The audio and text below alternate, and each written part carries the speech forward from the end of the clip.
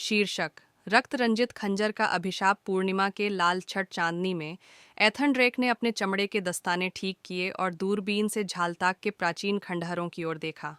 किंवदंतियों में कहा जाता था कि वहां एक रहस्यमयी वस्तु छिपी हुई थी।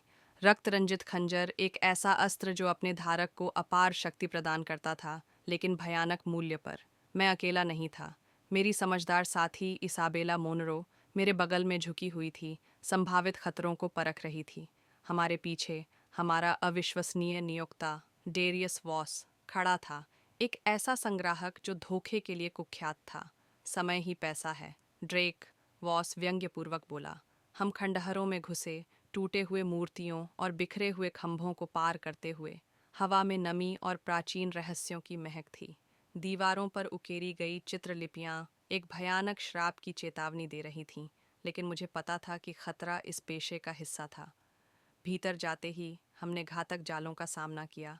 छिपे हुए छेदों से तीर छूटे, फर्श अचानक गहरे गड्ढों में बदल गए और टॉर्च की रोशनी में अजीब परछाइयां झलकने लगीं।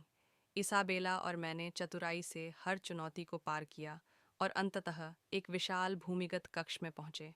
कक्ष के केंद्र में रक्त रंजित खंजर पत्थर के वेदी में जड़ा था, उसकी धार भयावह रूप से चमक रही थी। वॉस लालच में अंधा होकर हमें धक्का देते हुए आगे बढ़ा और खंजर को पकड़ लिया। उसी क्षण पूरा कक्ष कांप उठा और एक गहरे गर्जन की आवाज गूंजी। पत्थर की दीवारें दरारों से छटकने लगीं और काले धुएं की लहरें वॉस के चारों ओर लिपट गईं। उसकी भयावह चीखें गूंज उठीं और देखते ही देखते वह अंधकार में समा गया। हमें सोचने का मौका भी नहीं मिला। मैंने तेजी से खंजर उठाया और मेरे भीतर ऊर्जा की एक लहर दौड़ गई। भागो! इसाबेला चिल्लाई जैसे ही कक्ष ढहने लगा। खंजर को मजबूती से पकड़े हम गिरते हुए पत्थरों और टूटते रास्तों से बचते हुए बाहर की ओर दौड़ पड़े।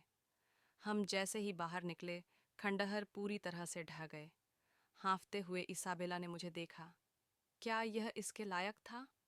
उसने संदेह से खंजर की ओर देखते हुए पूछा। मैंने उस रहस्यमयी हथियार को परखा, उसकी धड़कती हुई ऊर्जा को महसूस करते हुए। यह तो अब पता चलेगा। तेज हवा पेड़ों के बीच गूंज उठी। हमें एहसास हुआ कि यह सफर यहीं खत्म नहीं हुआ था। कहीं और नए रहस्य इंतजार कर रहे थे और अंधेरे में छिपे खतरे अभी बस शुरू हुए थे।